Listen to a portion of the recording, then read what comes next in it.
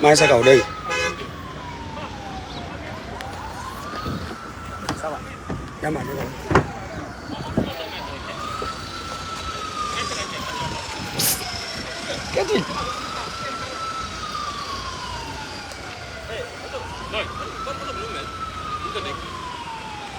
Aïdara moo koy dawal oto Aïdara laa ko jox.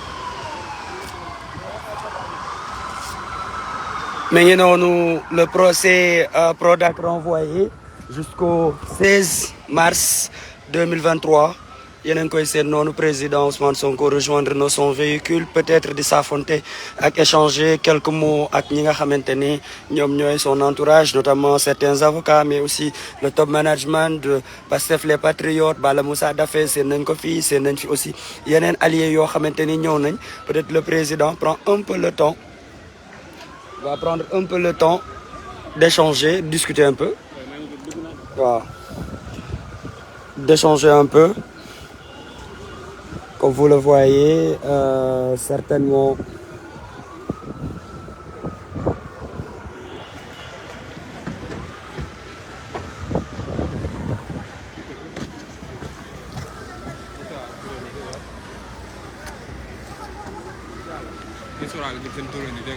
waaw.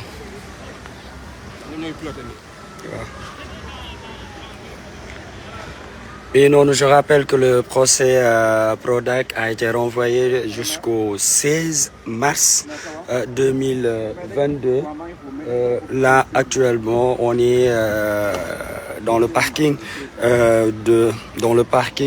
du tribunal de Dakar. Dans un instant, le convoi du président Ousmane Sonko va se mettre en branle pour rejoindre la tanière du Lion, cité Keur Gorgui.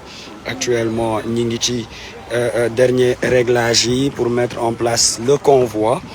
Mi ngi noonu président yéen a ngi koy sonn noonu ci oto bi muy am quelques kàddu yi muy échanger ak ñoo xamante ni ñoom ñoo ñëwoon soutenir ko Waly Bodian chef de la sécurité. D'accord, c'est bon.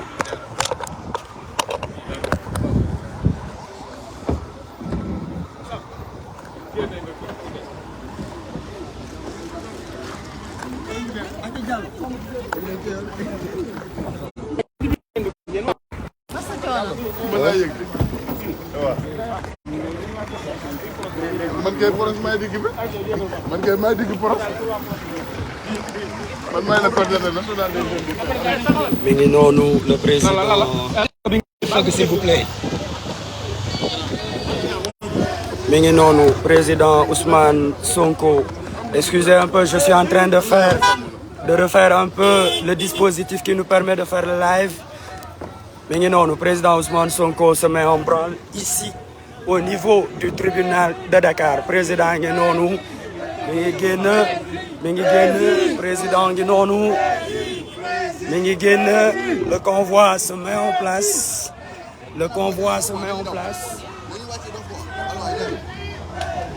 waaw ñu ngi nii di départ de. waaw mi ngi noonu. ñu ngi nii di départ Sonko génn na mu ngi nii di dem.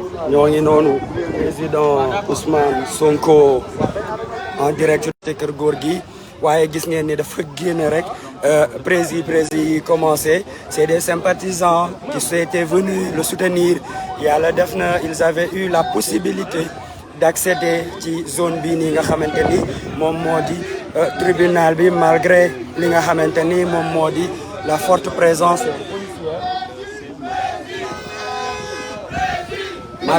malgré la forte présence policière mi ngi noonu yéen a ngi leen di dégg prési nous sommes dans li nga xamante ni mooy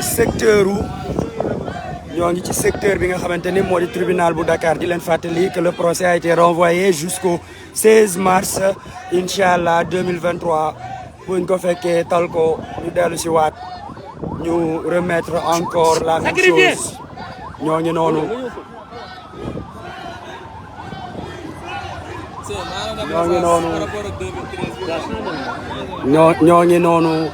ñoo ngi génn ci périmètre tribunal bi askan baa ngi génn nit ñaa ngi daw di fekk ci li nga xamante ni moom moo di président Ousmane Sonko on sort du périmètre dragon yaa ngi noonu xale yi min nañ ko xale yi xam nañ ko waa axlu résistance ñoo ngi noonu président mi ngi génn ci périmètre bi nga xamante ni moom moo di périmètre tribunal bu Dakar le cortège le convoi se met en branle mi ngi noonu seen dispositif sécuritaire yaa ngi noonu Rebeuss a ngi noonu suñu xel ak suñu xalaat nekk ci suñu gaay yi Ndongo Diop Diop Taïf Fadilou Keita et tous les autres patriotes qui sont là-bas nous pensons très fort à vous na seen famille xam ni président Ousmane Sonko fàttewu leen Rebeuss a ngi noonu askan bi daw nañ nit ñaa ngi daw di dajeek ñoom dama bëggoon tey fii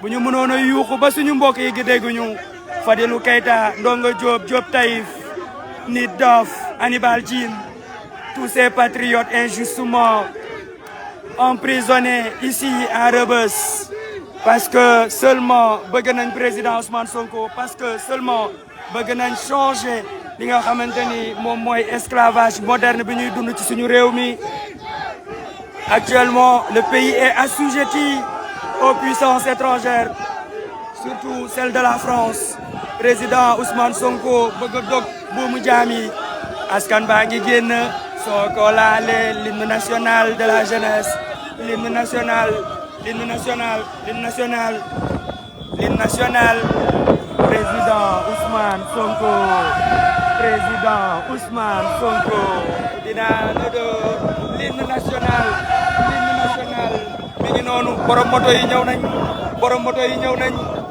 boo ko laalee boo ko laalee boo ko laalee l'hymne national de la jeunesse du Sénégal l'hymne national de la jeunesse du Sénégal boo ko laalee dinañ la dóor ku ñuy laal noonu moo di le président Ousmane Sonko mi ngi noonu suñu mbokk yi nekk Rebeuss ñu ngi noonu ñoo ngi romb seen mur les 49 détenus tous les patriotes yi nekk bi Rebeuss xel ak xol mi ngi ci yéen ñoom ñëpp xel ak xel mu ngi ci yéen Nit Doff Hannibal Djim Diop Taïf Ndongo Diop et tous les autres Ami Dia mi ngi nekkee côté camp pénal Pape Omar gaa yëpp suñu xel ak xol mi ngi ci yéen tenez bon ce n'est plus loin yàggatul nous y arriverons le président Ousmane Sonko pense fort à vous il comprend le sacrifice et il le comprend à sa juste valeur Inch'Allah c'est pour bientôt ce pays-là sera libéré président Ousmane Sonko président Ousmane Sonko mi ngi noonu président Ousmane Sonko askan bi génn na nit ñaa ngi ci balcon yi fës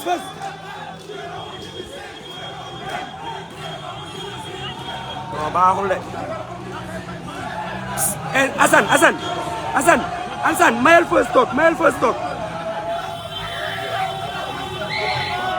mi ngi noonu baax na Karim sóoraale ma mi ngi noonu employé yi gaa yi seen kaw terrasse yi mi ngi noonu ouvrier yi président Ousmane Sonko on est à Rebeuss comme je disais ku mën na def président Ousmane Sonko ñoo ngi noonu la force restera à la jeunesse la force restera au peuple mi ngi noonu on l'applaudit Sonko laale l'hymne national de la jeunesse Sonko laale exceptionnel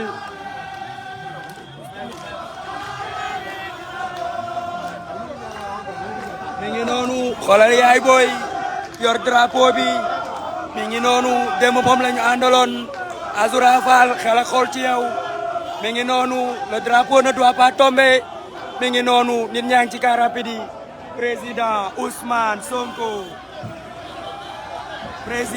Ousmane Sonko on est à Rebeuss kenn du ko laal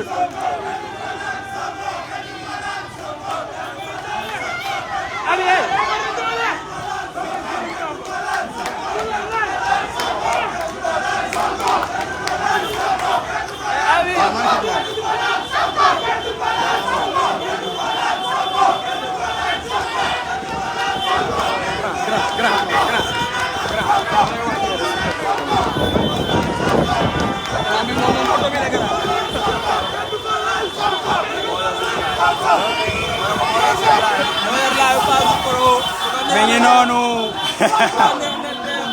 mi ngi noonu président Ousmane Sonko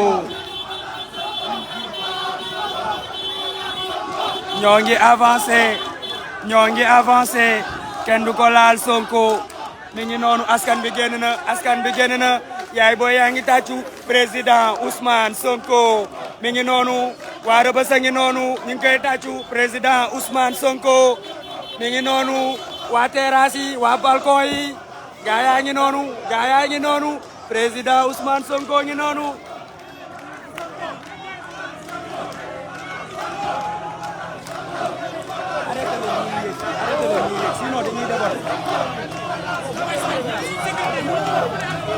mi ngi noonu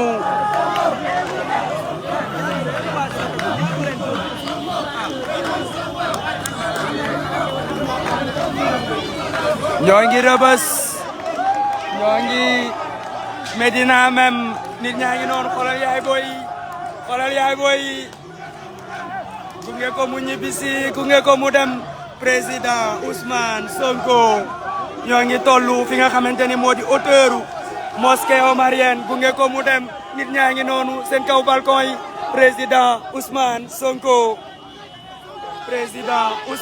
Sonko exceptionnel moo ngi noonu mooy yaakaaru askan bi xale yi nee nañ boo ko laalee moom mooy yaakaaru réew mi am yaakaar ci moom convoi wu président Ousmane Sonko moo ngi noonu war a progresser ñoo ngi noonu dellu à la tanière du lion si de Kër Gorgui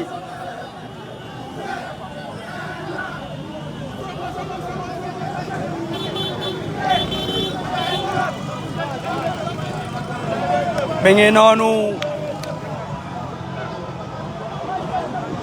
xale yaa ngi ci kanam regardez ce monde fou ñoo ngi fii nga xamante ne moo di hauteuru mosquée la grande mosquée omarienne ñoo ngi noonu oto yaa ngi avancé xale yaa ngi ci kanam ñu ngi noonu bëgg rejoindre le convoi du président Ousmane Sonko.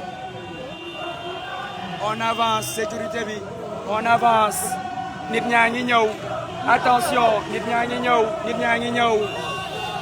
ñaa ngi ñëw président Ousmane Sonko xool leen lii ñoo ngi fii tolloog ak fi nga xamante ni moom mooy la direction générale de la police annexe mais xoolal ni askan bi di génnee biir Médina xoolal ni ñuy dawee génn biir Médina topp convoi bi le convoi du président Ousmane Sonko la porte du millionnaire qui se dresse devant le convoi du président Ousmane Sonko la porte du millionnaire qui se dresse devant le convoi du président Ousmane Sonko tel un l'appel de l'Afrique celui du président Ousmane Sonko taxaw di seetaan taxaw di tàccu ku mënul tàccu itam sa xol féex na président Ousmane Sonko xale yaa ngi noonu exceptionnel te lii du dara bàyyi leen ba ñu dugg corniche bi président ngi noonu gaa yaa ngi noonu ci kaw terrasse gaa yaa ngi noonu ci kaw terrasse gaa yaa ngi noonu mi ngi noonu l'homme du peuple le président Ousmane Sonko seen président Ousmane Sonko on est là le président Ousmane Sonko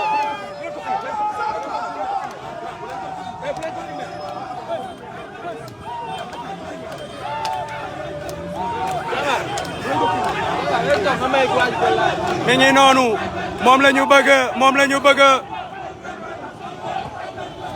mi ngi noonu la porte du millionnaire qui s'ouvre au président Ousmane Sonko mi ngi noonu balcon yaa ngi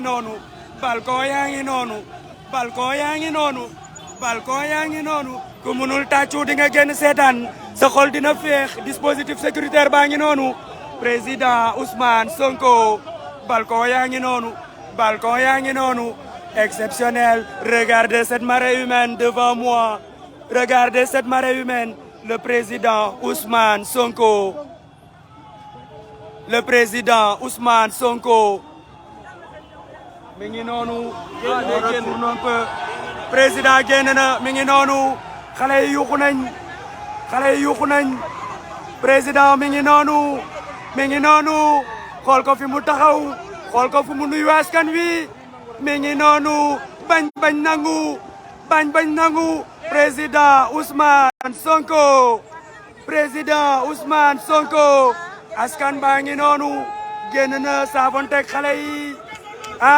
fi nga xamante ne moo di buntu mosquée omarienne ak fi nga xamante ne moo di daaf président fa la taxaw nuyu xale yi saafonteeg ñoom mi ngi noonu la casquette bien visée sur la tête président Ousmane Sonko ngi noonu mi ngi tàccu xale yi mi ngi leen tàccu il lève les bras en signe de victoire le président Ousmane Sonko le président Ousmane Sonko waaw ñoo ngi noonu le monde nous regarde l'Afrique nous regarde président ngi noonu xale yi daw nañ ñëw xale yi daw nañ ñëw xale yi daw nañ ñëw président Ousmane Sonko mi ngi noonu président mi ngi noonu xool leen lii regardez la marée humaine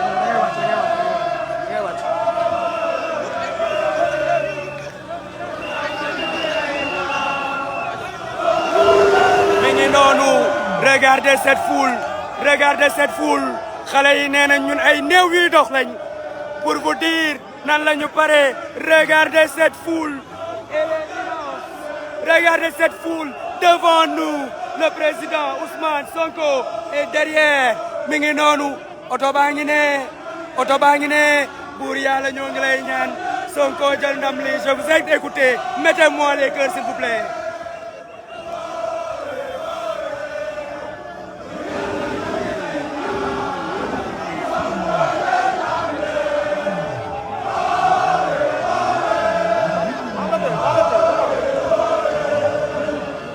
Yàlla ñoo ngi lay ñaan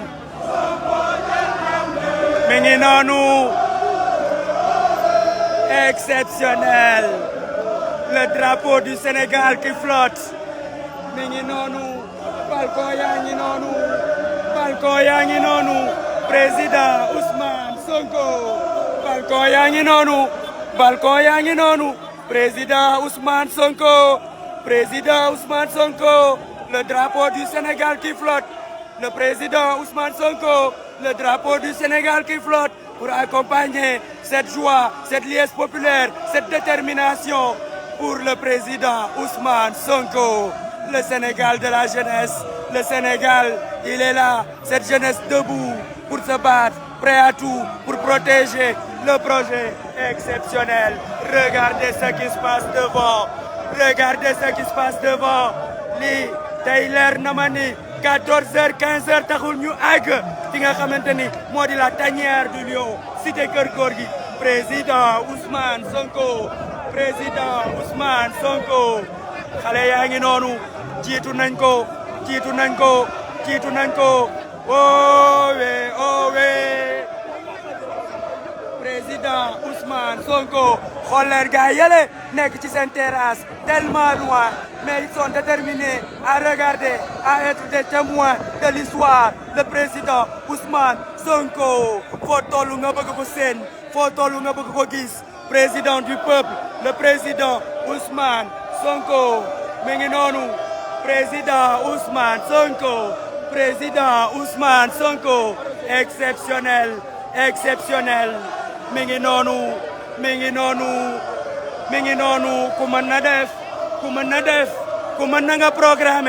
ku mën nga programmer sa procès un jour ouvrable nga génn nga xool ndax askan bi dinañ génn président Ousmane Sonko l'exceptionnel président Ousmane Sonko the Eagle One président Ousmane Sonko le lion ñoo ngi progresser terrasse yi fees na del nous sommes sur la corniche le président Ousmane Sonko revient de son procès qui vient d'être renvoyé au 16 mars 2023 ce procès qui l'oppose à Mame Mbaye Niang un ministre qui a le toupet de se présenter devant cette justice pour dire qu'il porte plainte au président Ousmane Sonko, aidé en cela par l'appareil du dictateur Macky Sall, le président Ousmane Sonko.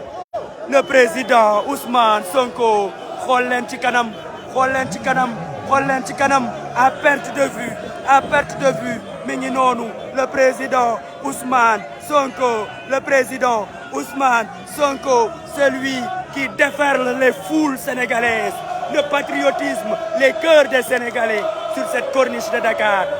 ñoo ngi nii président Ousmane Sonko, président Ousmane Sonko, xoolal borom terrasse yi fële, xool leen borom terrasse yi fële, xool leen borom terrasse yi fële, président ngi noonu, génnaat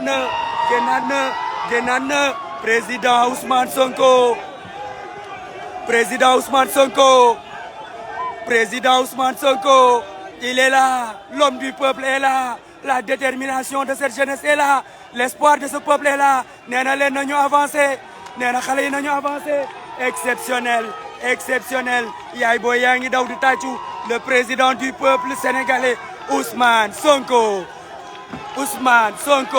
nit ñaa ngi ci kaw terrasse yi à plus de 500 mètres pour regarder le président Ousmane Sonko, pour saluer le président du peuple sénégalais. Le peuple a choisi son président.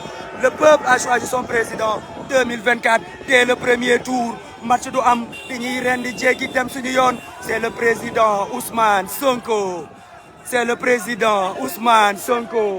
Exceptionnel. Cette foule le jeudi 16 février ici à Dakar sur la corniche ouest. De mémoire d'homme lii mësta am. Seul le président Ousmane Sonko. L'exceptionnel, l'hymne national mi ngi noonu. soo ko laalee xale yi woyati nañ ko. Drapeau yaa ngi flotté, le drapeau du Sénégal, le vert, le jaune et le rouge, frappé de l'étoile à 5 branches de couleur verte. Mi ngi noonu, jamais loin du président Ousmane Sonko, parce que c'est le président du drapeau, c'est le président du Sénégal, c'est le président du peuple sénégalais. moom la sénégalais yi tànn, moom la sénégalais yi taamu, moom la sénégalais yi àndal, moom la jeunesse bi dénk avenir am. Président Ousmane Sonko, exceptionnel. On est là, xaw nañ sorante ak auto président, waaye admirer cette foule, admirer cette détermination, admirer ces gens qui sont sortis pour regarder, pour saluer, pour rendre hommage au président Ousmane Sonko. Suñu yaay yaa ngi noonu di defaraat kol yi ndax mu sell mee ñëw, moom moo fiy jaar. Président Ousmane Sonko, exceptionnel. Il est salué à coups de klaxon par les Sénégalais. Président ngi noonu, xoolal xale yi ni ñuy dawee ci mbedd yi di ñëw, président Ousmane Sonko mi ngi noonu, dugaat na ci oto bi. Le président du peuple sénégalais, the Eagle One, le lion Ousmane Sonko mi ngi noonu. Ku mën na def. On est un jeudi, le jeudi 16 février, jour ouvrable sur la corniche ouest de Dakar. Mi ngi noonu, l'exceptionnel, le président du peuple, moom mooy ñibbi, demoon procès ak Mbaye Prodac, ñu renvoyé ko ba le 16. Président waxoon na leen bu lépp jaaree yoon ma jaaral ko yoon, bu dara jaarul yoon duma ko jaaral yoon. Mi ngi noonu, convocation bu ñëw à temps, avocat yi jàmbar ko, ñu ni ko amul problème, nañu dem nañ, ñu gunge ñu, ñibbisi nañ, ñuy gunge waat. Ku mën na def. Président Ousmane Sonko, accompagné par une marée humaine. Elle est là, la marée humaine est là.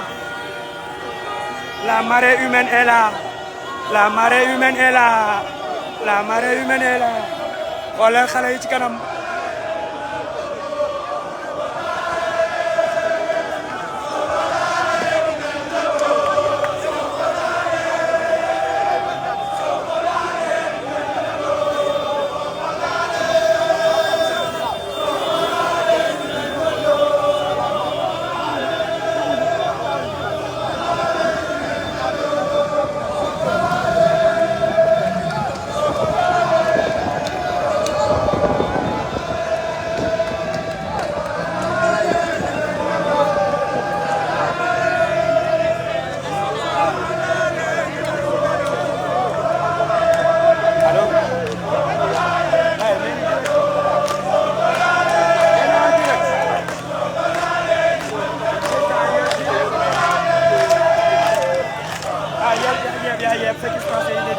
mi ngi noonu yaay booy yaa ngi yëkkati bidon yi boo ko laalee soo ko laalee dinañ la dóor drapeau yaa ngi noonu le vert le jaune et le rouge frappé de l'étoile à 5 branches de couleur verte le président Ousmane Sonko le président Ousmane Sonko exceptionnel la procession victorieuse la procession triomphale sur la corniche ouest lii mësta am lii mënut a am kii mooy président Ousmane Sonko président Ousmane Sonko mi ngi noonu président Ousmane Sonko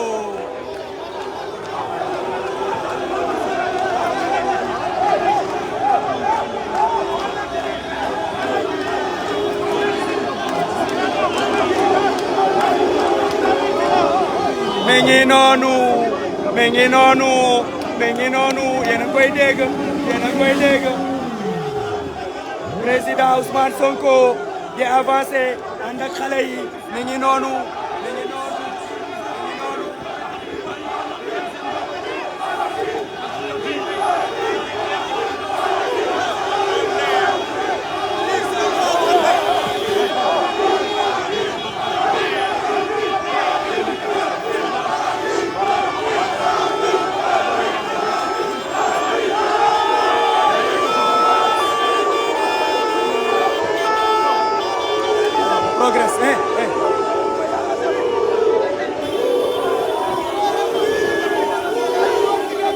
mi ngi noonu on progresse nañu progresser président Ousmane Sonko xale yi ànd ak moom ànd ak détermination ñoo ngi jëm fi nga xamante ne président génn na mi ngi noonu juste à hauteur de la radio RFM et de l'Observateur le président Ousmane Sonko mi ngi noonu président génn na nee na xale yi nañu dem yëkkati na loxo yi ca kaw c'est le choix du peuple moom moo ànd ak le peuple président Ousmane Sonko mi ngi noonu policiers yi tiré nañ benn lacrymogène fële ci ginnaaw vraiment on ne comprend pas de manière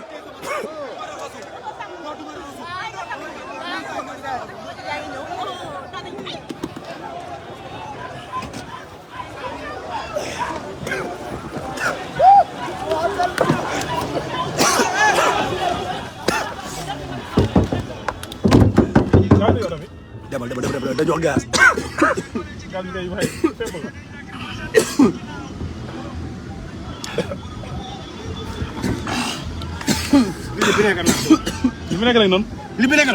mi ngi noonu.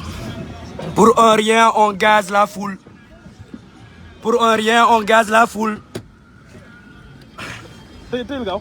mi ngi noonu. pour un rien on gaze la foule.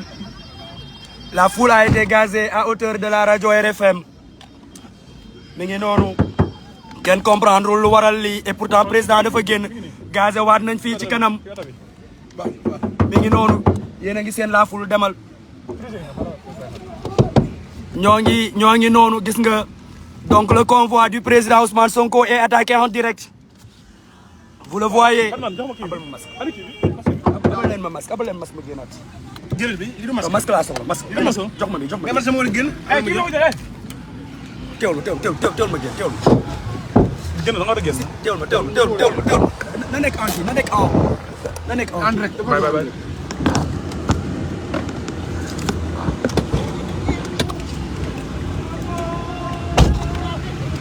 gaawal Ousseynou gaawal tëj.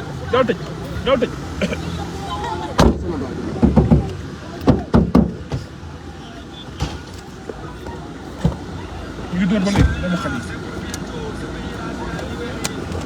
tëjoo bu tëjee gaaw tëjoo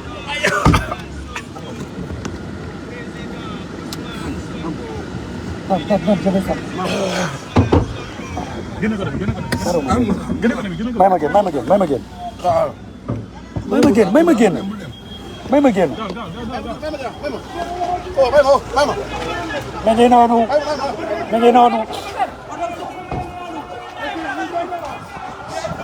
Mais non, ils ont gazé le véhicule du président Ousmane Sonko. Ils ont gazé le véhicule du Ousmane Sonko. Mais non, c'est de la provocation. C'est de la provocation. Ils ont gazé le véhicule du président Ousmane Sonko. Avec foule bi mu andalon. Ça c'est de la provocation. Ça c'est de la provocation. Mi ngi noonu dooraat nañ beneen lacrymogène. Dooraat nañ beneen lacrymogène.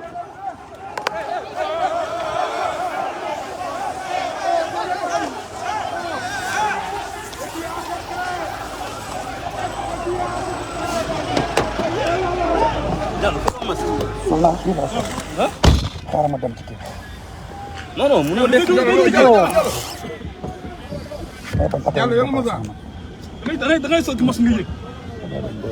yow xam nga am doole.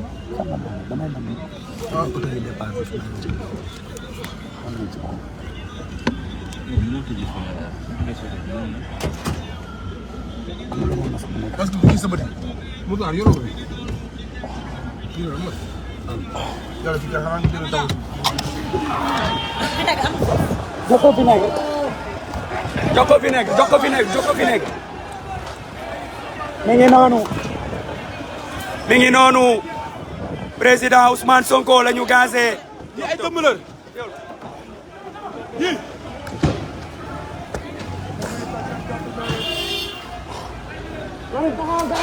xool dooral nga ñu kër. mi ngi noonu. mi ngi noonu ñoo ngi tiré ay grenades lacrymogènes encore et encore mais lii da di loo xamante ne lu yenuwul maanaa la. mi ngi noonu ñu ngi continuer di tirer ñu ngi continuer di tirer ñu ngi continuer di tirer alors que le peuple est sorti le peuple est dehors pour soutenir le président Ousmane Sonko ñoo ngi noonu ñoo ngi continuer di tirer sur la foule ñoo ngi continuer di tirer ci li nga xamante ne moom mooy le convoi du président Ousmane Sonko.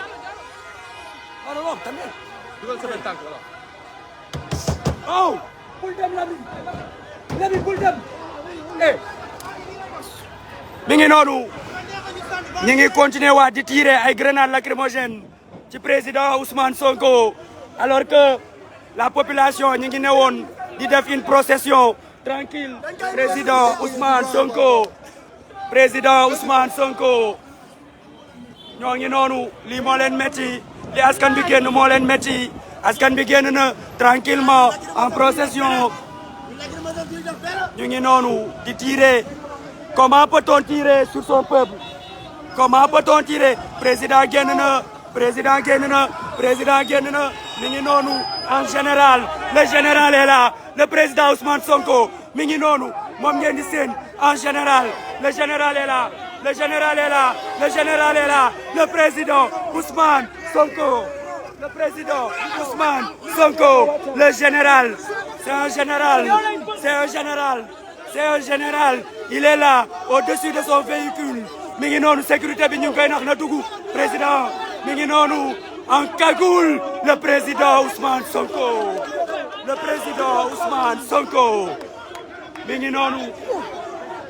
mi ngi noonu président Ousmane Sonko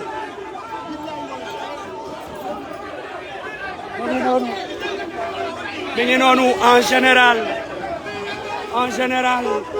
en général le président Ousmane Sonko debout sur son véhicule le président Ousmane Sonko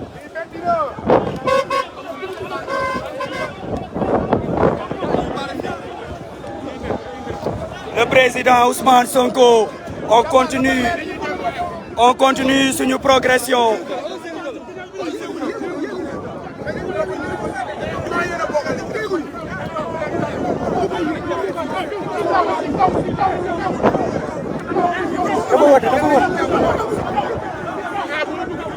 dafa wadd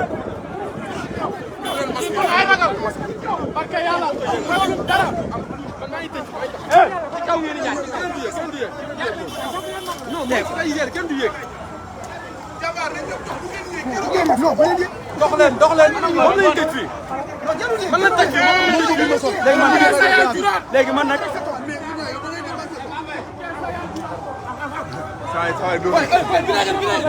mi ngi noonu yéen a ngi seen force de l'ordre yi yéen a ngi seen force de l'ordre yi ñu ngi noonu di avancer suñu ginnaaw tiré nañ ay lacrymogènes yu bëri mais on progresse le peuple bi ñii la àndal peuple bi président Ousmane Sonko la àndal président Ousmane Sonko ñoom la peuple bi àndal mi ngi noonu la presse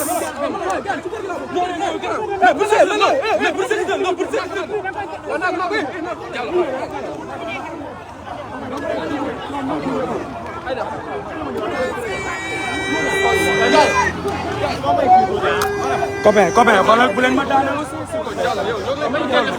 teewlu may ma fii fi ne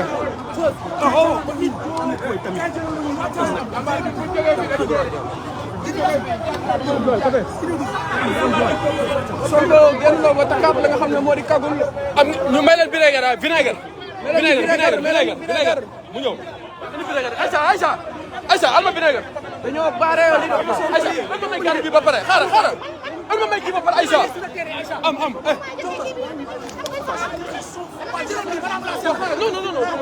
mi ngi noonu li pour garder la may ñëpp amul dara amul dara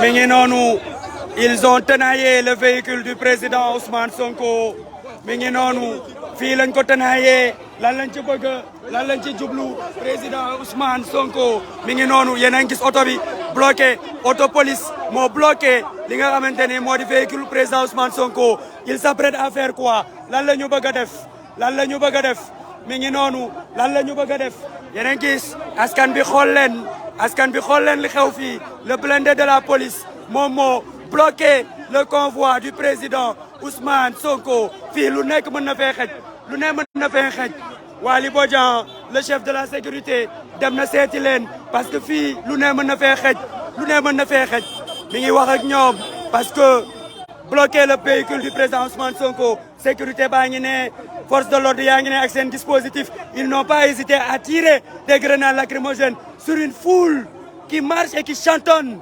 C'est inédit ce qui se passe ici et c'est indigne de notre République, c'est indigne du Sénégal, c'est indigne de nos ancêtres, c'est indigne de notre démocratie. Le président Ousmane Sonko est dans son véhicule, sorti tout à l'heure en cagoule, tel un général, pour parler à cette foule-là, pour dire à cette jeunesse, je suis à votre côté. Mais qu'est-ce qu'est en train de faire le ministère de l'Intérieur et la gendarmerie nationale à travers sa police? Ceci, c'est inédit, c'est inadmissible. Le chef de l'opposition sénégalaise, mi ngi noonu ñoo ngi teg seen oto fii bloqué yoon bi ba oto président Ousmane Sonko mënut a dem lu nekk mën na fee xew nag lu nekk mën na fee xew waaye lu fi mënti xew ça c'est de la responsabilité pleine et entière de ki nga xamante ne moom moo di Macky Sall lépp lu fi mënti xew c'est lui qui est engagé et son ministre Antoine Diome ñoom la lépp ñoom la bëgguñu foule bi génn bëgguñu askan bi wéy bëgguñu askan bi kontaan lii kenn mënu ci dara yàlla moo ko def nit ñaa ngi gën a ñëw si vous pouvez abattre tous ces gens alors faites-le le peuple est là le peuple saura se multiplier ñoo ngi fii ci corniche ouest à hauteur de Soumbédioune le véhicule et le convoi du président Ousmane Sonko injustement gazé pour un rien du tout mi ngi noonu que sa presse nationale et internationale puisse regarder et voir que le monde puisse regarder et voir ce qui se passe ici mi ngi nii tàncati nañ li nga xamante ni le convoi du président Ousmane Sonko àndoon ak jeunes yi lii est-ce que du pousser jeunes yi ñu dem defi leneen mi ngi noonu yéen a ngi seen oto bi fii lañ ko bloqué bàyyi ko fii bañ bouger alors que la foule est immense ñu ngi ci ginnaaw.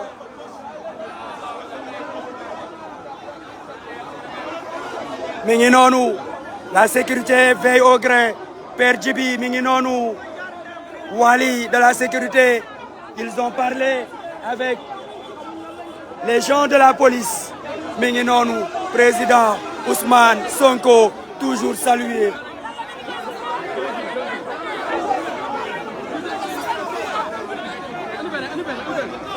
mi ngi noonu quand c'est la police à l'œuvre nii la mën a demee Antoine Diome ces images feront le tour du monde Antoine Diome ces images feront le tour du Sénégal huissier de justice baa ngi fii il va constater li nga xamante ne moom mooy ce frein cette atteinte à la liberté de circuler des citoyens sénégalais les huissiers sont là ils feront le travail ils vont le constater encore une bavure encore loo xamante ne contre le président Ousmane Sonko la mu fekk ci bavure yi nga xamante ne moom la koy yàgg subir depuis 2014 on a un état dictatorial cet état dictatorial utilise la force publique la force du peuple contre le peuple ça c'est le constat inadmissible le président Ousmane Sonko toujours dans son véhicule yéen a ngi xool le dispositif sécuritaire qui nous tenaille nekk ci ginnaaw ànd ak seen ay lacrymogène loolu yomb na trop taxaw ci ginnaaw doon seen ay lacrymogène ful bi mi ngi nii tey xale yi bu ñu riposté rek lu nekk mën na fee am lu ne mën na fee am mais il faut louer cet esprit patriotique du peuple sénégalais et de cette jeunesse qui n'a pas cherché à aller en découdre avec ces forces de l'ordre qui sont nos frères cette jeunesse des patriotes du Sénégal est une jeunesse responsable malgré li nga xamante ne moom moo di la provocation les jeunes sont restés zen ñi ngi noonu avocat baa ngi noonu Clédor a ngi noonu wax ak gars yi waaye itam je dis que ceci est sous la présence d'un huissier de justice qui va constater li nga xamante ne moom lañ ko def président Ousmane Sonko askan baa ngi na la ci ginnaaw di ko xaar askan baa ngi ci kanam di ko xaar lii de la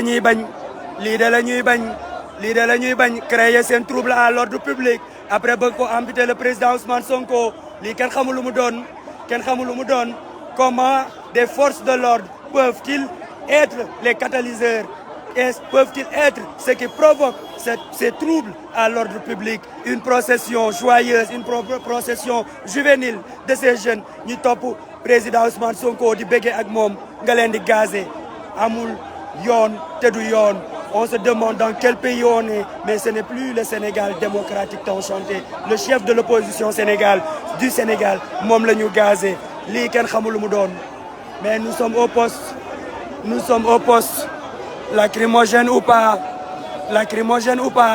nous sommes au poste le peuple est là le président Ousmane Sonko est coincé au niveau de la corniche ouest à hauteur de Soumbédioune lui qui était avec ses jeunes en train de progresser en train de rentrer chez lui tranquillement accompagné de milliers de jeunes et ce convoi a été gazé injustement d'ailleurs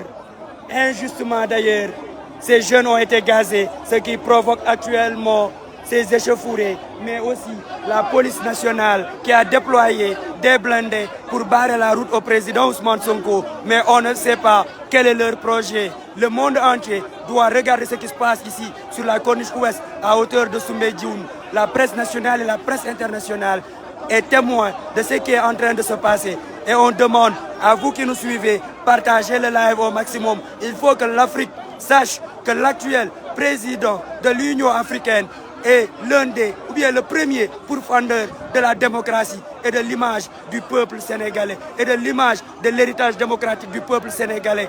Le chef de l'opposition sénégalaise en train ici d'être gazé parce que seulement il est accompagné par de milliers de jeunes qui sont en train de l'accompagner. La presse nationale et internationale est témoin. Nous sommes là. C'est des événements tristes. C'est des événements tristes pour l'image du Sénégal. Et c'est le président en exercice de l'Union africaine qui est en train d'exercer sa dictature sur le peuple sénégalais. Et l'un qui en fait les frais, le premier qui en fait les frais, c'est le président Ousmane Sonko, le chef de l'opposition sénégalaise, tête de file de la coalition Yewwi Askan Wi. Aujourd'hui, on revient même pas 5 minutes du tribunal de Dakar où, de manière sereine, le président Ousmane Sonko a répondu à l'appel de la justice. Ceci, juste après ce qu'on appelle le renvoi, juste après le renvoi de ce procès au 16 mars, il est sorti tranquillement en train de rentrer chez lui, accompagné par ses militants. Et la police nationale du Sénégal a gazé ces milliers de jeunes, créant ces incidents créant surtout ce trouble à l'ordre public, ce qui est inacceptable. Ce qui est inacceptable. Paul Kagame, voici Macky Sall. Félix Tshisekedi, voici Macky Sall. Sissoko Embalo, voici Macky Sall. Denis Sassou Nguesso, voici Macky Sall. Mingi nonou, la police se décide de faire bouger son blindé. Regardez cette foule immense derrière ce convoi. Ceci peut créer des incidents graves au niveau de cette corniche ouest parce que la marée humaine est là. Mais il faut saluer l'attitude de ces jeunes patriotes, de ces jeunes Sénégalais qui n'ont pas répondu à la provocation des forces de l'ordre sous la tutelle et sous les ordres d'un ministre de l'Intérieur politique marqué, Antoine Diome. Il mérite d'être envoyé à la CPI, que les organisations de défense des droits de l'homme prennent leurs responsabilités, que ces crimes soient documentés, que ces bassesses soient documentées. 2024, ils vont répondre de la justice et de la justice du Sénégal et celle de l'international. Mi ngi noonu président Ousmane Sonko Abass Fall ngi noonu demoon wax ak sécurité bi nit ñaa ngi ci kanam police décidé nañ dindi fi seen blindé ñi ngi noonu di manœuvrer pour mën a dem. Président Ousmane Sonko fi mu nekk du fi bouger tant que la police ne pousse pas de son chemin bu ñu jógewul ci yoonam moom du fi jóge. Et le message est très clair, de plus en plus ñuy gën a taxaw askan bi di gën a génn askan bi di ko gën a fekk si président Ousmane Sonko mi ngi noonu oto yaa ngi koy nuyu toujours di klaxonner di wane ni ànd nañ ak moom di wane ni moom moo nekk ci dëgg. Police a ngi noonu kenn xamul lu mu doon, ce n'est plus des forces de l'ordre mais c'est des forces du désordre parce que li ñu def tey ci kanam ñëpp. Et j'espère que tous les médias indépendants, libres et surtout dignes vont retransmettre directement comme ce qui s'est passé. Amul manipulation ci kanamu askan bi yëpp la amee. Ils ont gazé le convoi du président Ousmane Sonko avec les milliers de jeunes qui l'accompagnent à hauteur de la radio Futur Média de Youssou Ndour. Loolu mooy li am. Ça, ce sont les faits. Comme on dit en journalisme, les faits sont sacrés et on se limite aux faits. Et devant tout le monde, que demain, dans ces urnes, que demain, cette presse corrompue, cette partie de la presse corrompue puisse avoir la honte ou ressentir la honte de titrer autre chose. Le peuple regarde. Le peuple regarde. Ku def dëgg ñu ànd ak dëgg ku waxul ku def safaan ba ñu ànd ak safaan ba. Mi ngi noonu gendarmerie yokk nañ seen dispositif ñi ngi noonu gën a ñëw gendarmerie renforcé na police ñi ngi ci ginnaaw ci oto wu président Ousmane Sonko. Je peux même dire à moins de 500 mètres du véhicule du président Ousmane Sonko. En général, il est sorti tout à l'heure encagoulé saafonte ak xale yi malgré lacrymogène yi malgré bavure yi gars yi teg waaye président Ousmane Sonko dafa nekk ci yoon askan bi la àndal. Abass mi ngi noonu créer trouble ba pare bëgg a trouver solution ñi ngi noonu di wax ak président ak honorable Abass Fall créer trouble ba pare bëgg trouver solution.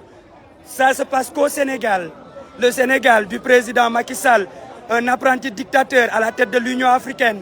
C'est ça la réalité. Le monde entier regarde. Partagez ce live. Il faut que l'Union européenne soit au courant. Il faut que les États-Unis d'Amérique soient au courant. Il faut que la toute-puissance russe soit au courant. Il faut que le monde entier soit au courant. L'Union africaine, regardez ce qu'est en train de faire votre président. Celui qui veut redorer le blason de l'Afrique. C'est plutôt celui qui est en train de le salir.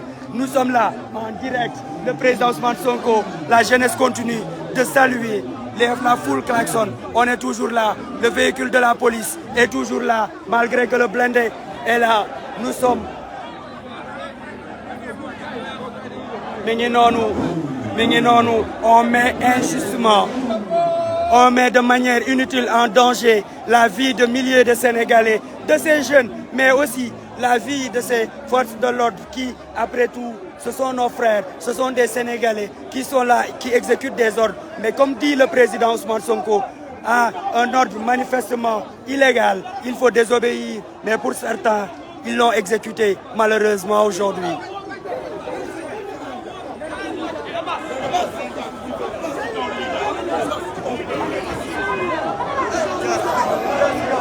mi ngi noonu Abass Fall nee na ci kaw la ñuy jaar jaaruñu ci tunnel bi wóorul du ñu jaar ci tunnel bi ci kaw la ñuy jaar mi ngi noonu naka nga mën a wax nit ki jaaral fii wala jaaral fee un citoyen qui est libre de ses mouvements.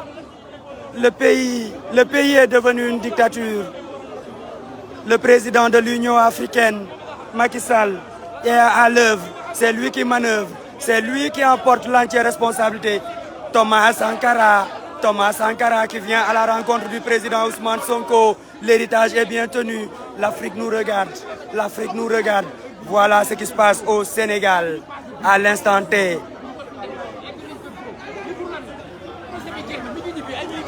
mi ngi noonu ci kaw la ñuy jaar ci kaw la ñu bëgg a jaar lu tax ñu bëgg ñu jaarloo ci suuf comme j'ai dit ce matin les mêmes causes produisent les mêmes effets ou les mêmes conséquences. En mars 2021 ils ont voulu le faire et ça avait créé les émeutes de mars. Aujourd'hui encore ils sont à la manœuvre. Que recherchent-ils? Qui sont ces gens derrière? Qui sont ceux qui donnent ces ordres? Le président Ousmane Sonko va passer là où il veut passer. C'est un citoyen libre, il n'est pas condamné. C'est un citoyen libre, il a ce droit-là. Et ce droit est garanti par la Constitution sénégalaise.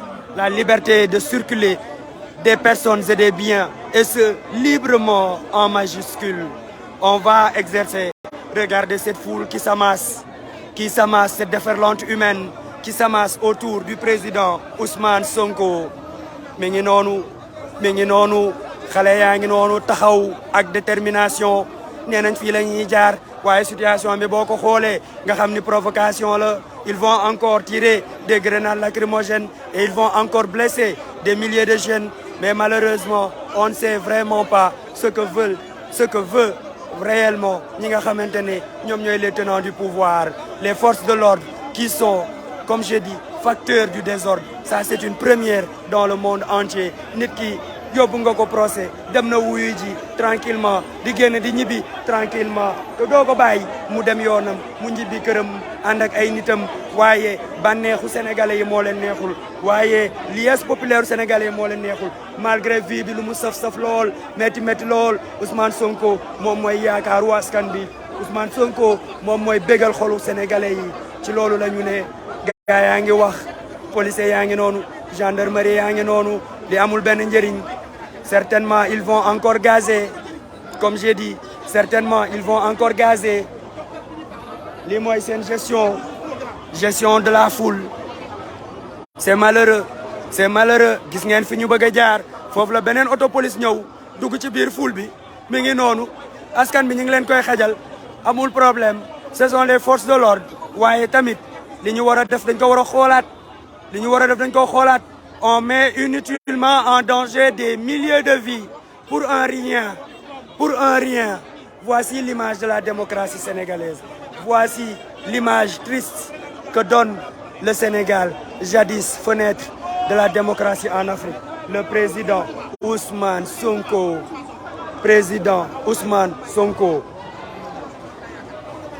mi ngi noonu xale yaa ngi noonu di gën a bëri. mi ngi noonu xam nga tey lii lu ne mën na cee xew. bu ñu bàyyi woon président dem day fekk affaire yi jeex na. mi ngi noonu tiire waat nañ. waxoon naa leen ko tiire rek la ñu xam. waxoon naa leen ko.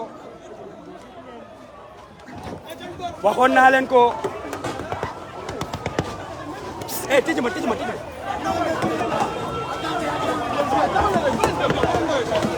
Oh. Tijji ma dugg.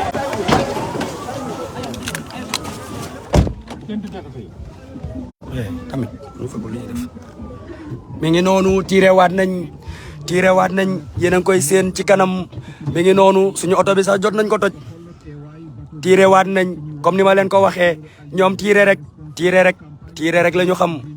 tiire waat nañ pour tasaat foule bi waaye lim fi créé lu ne mën na fee am.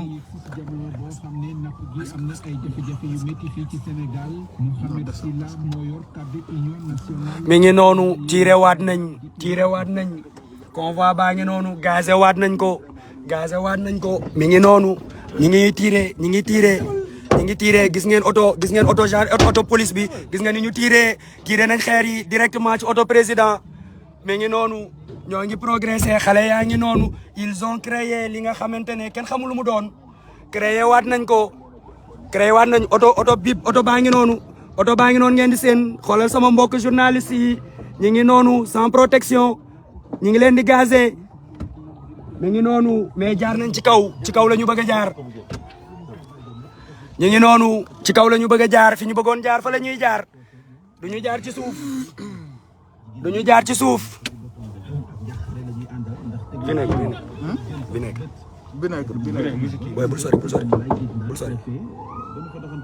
boy doo ma amal tamit doo ma amal ma génn doo ma amal masque bi ma génn masque mu génn jàppale ma rek jàppale sànq dama ñu jël ni ko gisuma fu may dawal le président dafa sori mi ngi noonu ñi ngi gën a tiire ñi ngi gën a tiire mi ngoog yéen a ngi koy seen ñi ngi tiire askan baa ngi noonu ñi ngi noonu di gazé askan bi askan bu deful dara ñu koy gazé mi ngi noonu lii la ñuy bañ mi ngi noonu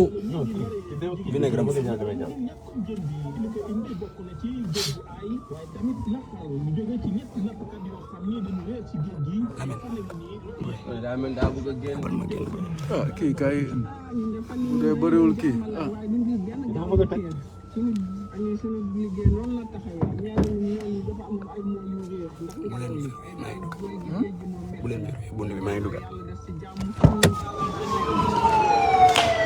mi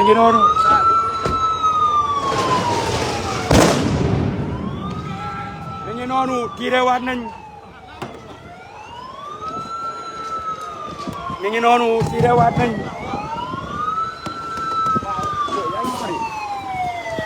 yaa ngi sori auto président mi ngi fële ci ginnaaw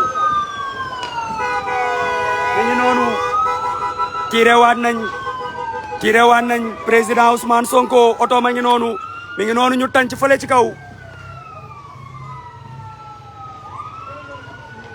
mi ngi noonu on va aller voir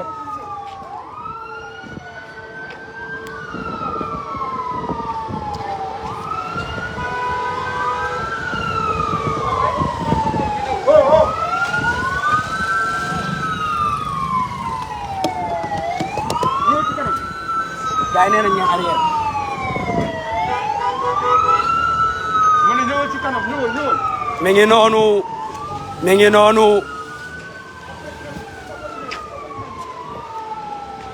ñu ngi noonu ñu ngi noonu mi ngi noonu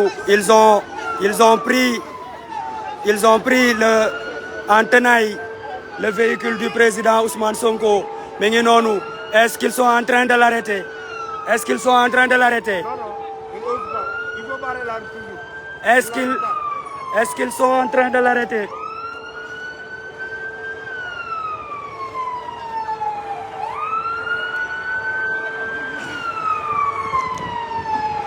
est-ce qu'ils sont en train de l'arrêter mi ngi noonu xaaral ma jege si ils ont pris en tenaille le véhicule du président Ousmane Sonko comme ni ma ko waxee ñoo ngi continuer di tirer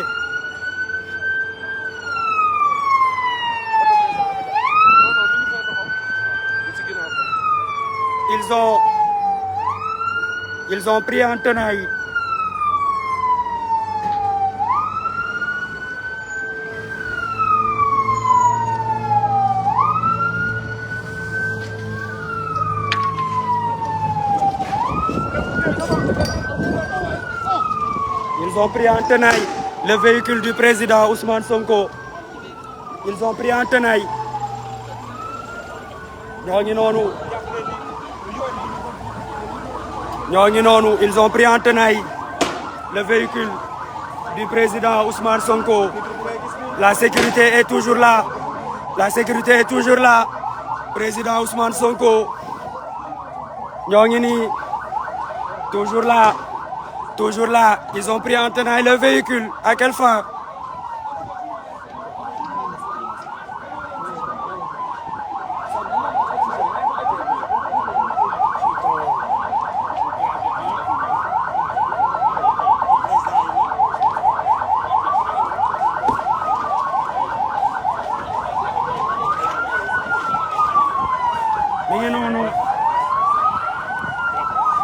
véhicule président Ousmane Sonko mi ngi noonu comme je vous ai dit force de l'ordre yaa ngi noonu dina xaw a metti lool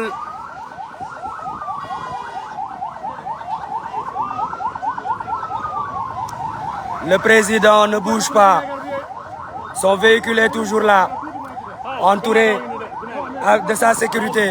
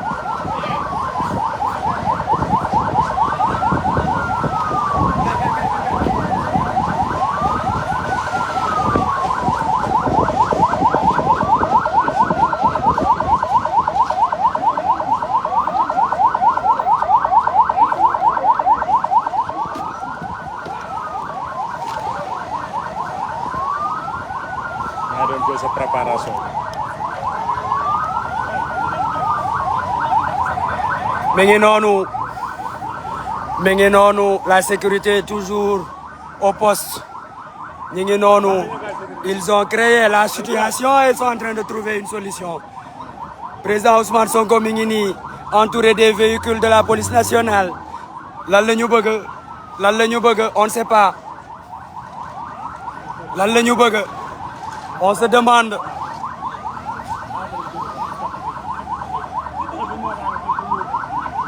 On se demande ce qui se passe ici. Toutes les unités d'élite de la gendarmerie et de la police nationale mobilisées parce que le chef de l'opposition veut rentrer chez lui.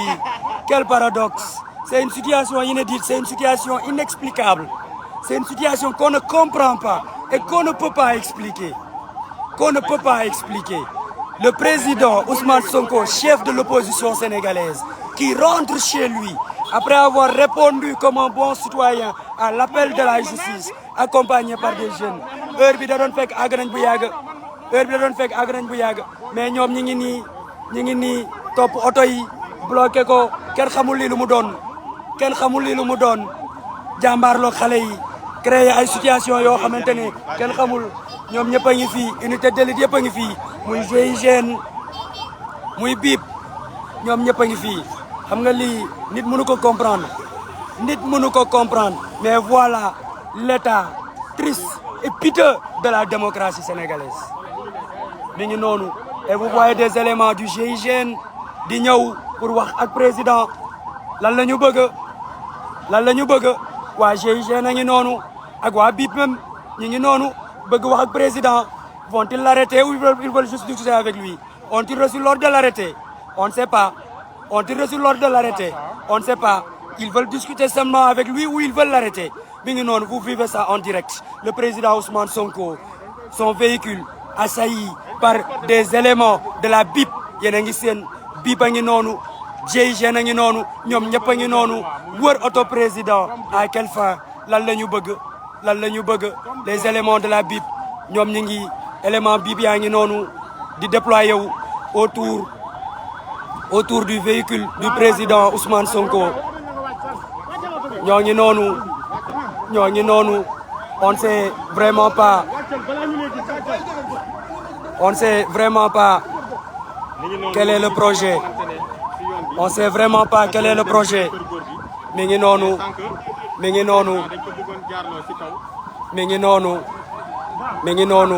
des éléments bu GIGN ñi ngi noonu wër oto bi ak élément wu BIP ñi ngi déployé autour du véhicule du chef de l'opposition sénégalaise le président Ousmane Sonko. À quelle fin? Ils veulent faire quoi? Ils veulent l'arrêter. Ils veulent l'escorter des locaux. On ne sait pas. Waly Diouf Bodian est là, tout serein. Le président Ousmane Sonko aussi, tout serein. ñoo ngi noonu. Les véhicules de la BIP se mettent en branle.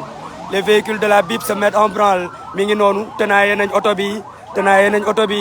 Il faut saluer l'esprit patriotique de ces agents de sécurité du président Ousmane Sonko. La sécurité rapprochée, toujours aussi serein. ñi ngi noonu respecter la loi. toog ni tekk jàkkaarloo ak oto président Ousmane Sonko. waa BIP ak waa GIGN ñi ngi waxtaan. que veut-il? Que veulent-ils? loolu la ñu bëgg a xam. ñoo ngi noonu Waly Bodian mi ngi noonu.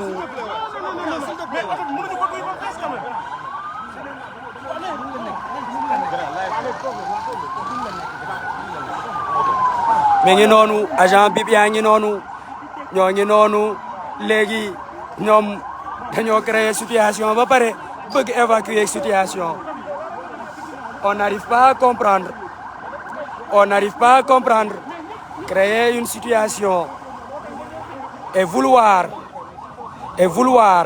que situation bi ñu réglé ko alors que heure bi bu ñu bàyyi woon xale yi bu ñu duggee ci corniche bi oto yi accéléré day fekk àgg nañ dans la tanière du lion cité Kër Gorgui ñoom ñoo ngi noonu wër oto bi toujours en pourparlers lan la ñu bëgg a def lan la ñu bëgg a def ñoo ngi noonu le staff du président Ousmane Sonko le chef du protocole Père Djibi Gueye Ndiaye au milieu de ses agents d'élite yu GIGN waa BIP déployé nañ waa BIP déployé nañ ñu ngi noonu comme d'habitude ñoom daal fokk ñu bokk ci xew mi ñoom daal fokk ñu bokk ci xew mi foo mënti jaar ñu ni la ñoom dañuy escorter président créer situation ba pare ñu ni nañu escorter président Ousmane Sonko mi ngi noonu comme d'habitude on va vers cet épisode qu'on a vu et qu'on a revu à plusieurs reprises. Malheureusement, le chef de l'opposition, accompagné d'une foule immense qui, quelques minutes après, est dispersé par les forces de l'ordre.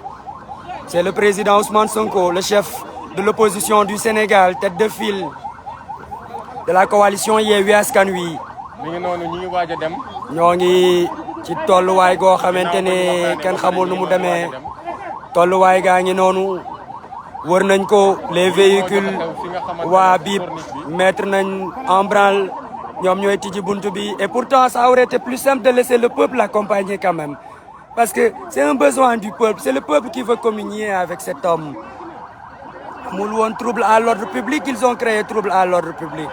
C'est malheureux et nous sommes toujours en direct sur la page du président Ousmane Sonko.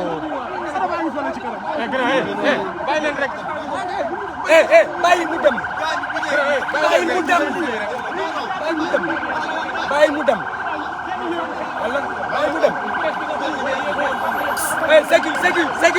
sécu bàyyi mu dem sécurité sécurité sécurité sécurité sécurité bàyyi journaliste yi yéeg non non Mohamed yéegal te bàyyi wax ci waayam sécurité bàyyi journaliste yi yéeg mi ngi noonu ñoo ngi nii ñoom ñi ngi avancé mi ngi noonu bëgg a yóbbuwaat président comme d'habitude et pourtant le peuple l'accompagnait tellement bien de manière si joyeuse mi ngi noonu indi nañ seen Sangomar seen anti-émeute bu gendarmerie nationale.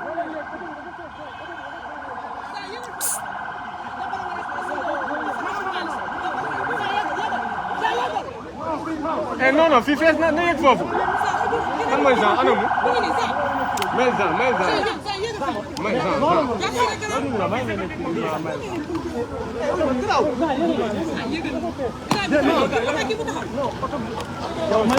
man mi wax ñu ko jaral quoi ñi. grand yow day dem sama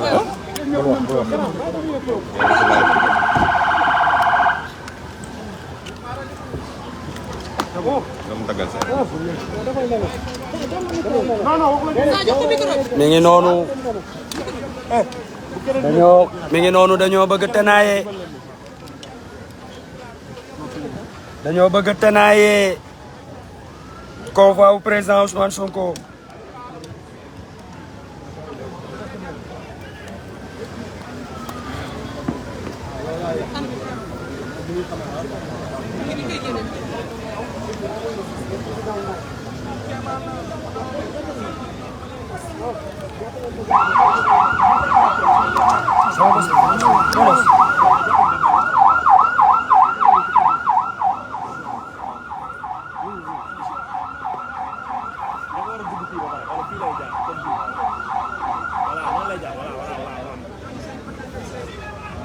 mi ngi noonu waaw unité yaa ngi noonu BIP ak GIGN ñoom ñëpp a ngi noonu bëgg a gunge président Ousmane Sonko te peuple bi ñu ngi ko doon def de manière mi ngi noonu commencé waat nañ tirer ay lacrymogène ci beneen côté bi lii moom dina metti Ndiaye mi ngi noonu Ndiaye lii mooy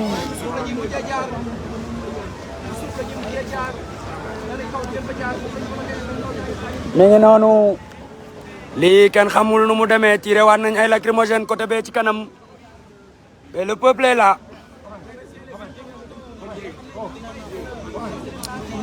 mi ngi noonu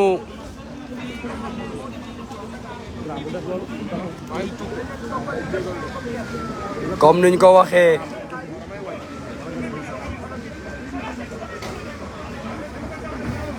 booy bi wax leen ak moom. kii kan la chef chef il faut ngeen surveiller fii am na ñuy sànni fii ay grenade nekk ci ginnaaw. wax leen ak moom. grand bàyyil yooyu dafa am ñuy sànni fii. grand déglu ma oto bi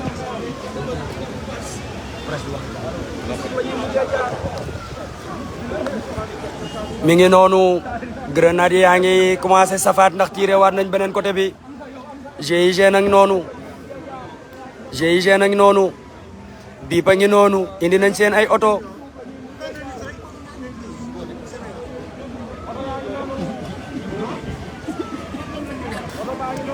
mi ngi noonu de la provocation orchestrée oto yaa ngi noonu bëgg a topp ki nga xamante ni moo di président Ousmane Sonko ngi noonu champion baa ngi noonu ndeysaan patriote bee ko def président Ousmane Sonko tous les moyens sont bons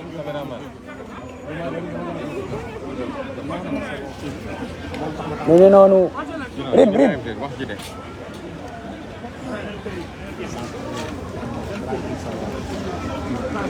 ñoo ngi yow mënoo ñu si wàccee man mënoo ma wàccee si oto bi yow sànq dama la bàyyi si biir rek mais man mënoo ma wàccee man si oto bi yow voilà bàyyil wax ji nag. leen sonal waay mu koy jàppale rek. moo ngi non man fës na maytu sama waaw ñoo ngi noonu blindé wu gendarmerie bi tijji na voie bi auto président départ na ñu ngi noonu gis nga bloqué waat nañ ñu mi ngi noonu bloqué waat nañ ñu mi ngi noonu bloqué waat nañ ñu Amat Amat mi ngi noonu bloqué waat nañ ñu ñu ngi noonu bloqué waat nañ ñu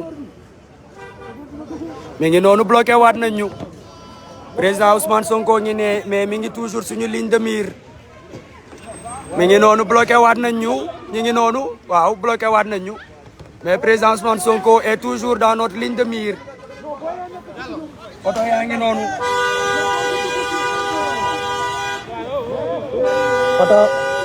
oto yaa ngi noonu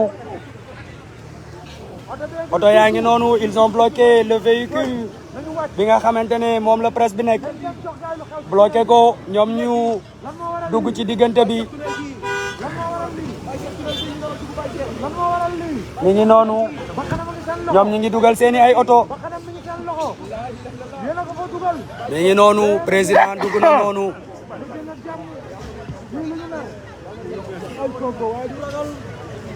ils ont bloqué nañ suñu ay oto mi ngi noonu bloqué nañ suñu ay oto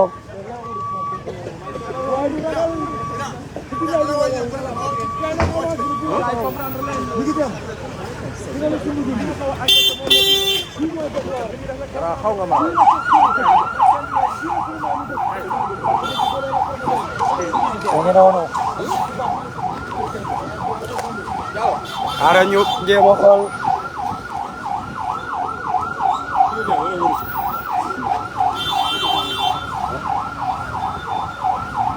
waaye ngi noonu yaay oto yi bloqué nañ ko waaw ñu ngi dugg waa ngi dugg tunnel bi ñu ngi waa ngi dugg ci tunnel bi ñu ngi bloqué waat ñu ngi ñuy bloqué waat ñu bàyyi leen ñu dem rek parce que daa mel ni dañoo identifié mais garaawul nañ leen bàyyi. le président Ousmane Sonko mi ngi fas yéene dugg ci tunnel bi mi ngi dugg ci tunnel bi. président dugg na ci tunnel bi accompagné d'une dizaine de véhicules. yëpp ay nervi lañ. ñëpp ay nervi lañ.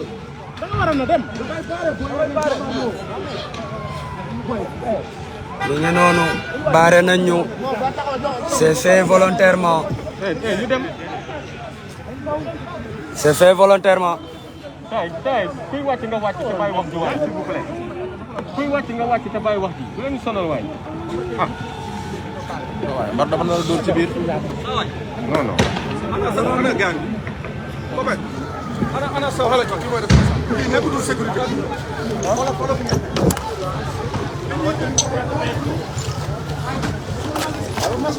comme journaliste comme ça. Moi, je suis journaliste à la 2S. Excusez-moi. Excusez-moi. je cherche une carte de presse nationale pas aujourd'hui toi tu veux plus continuer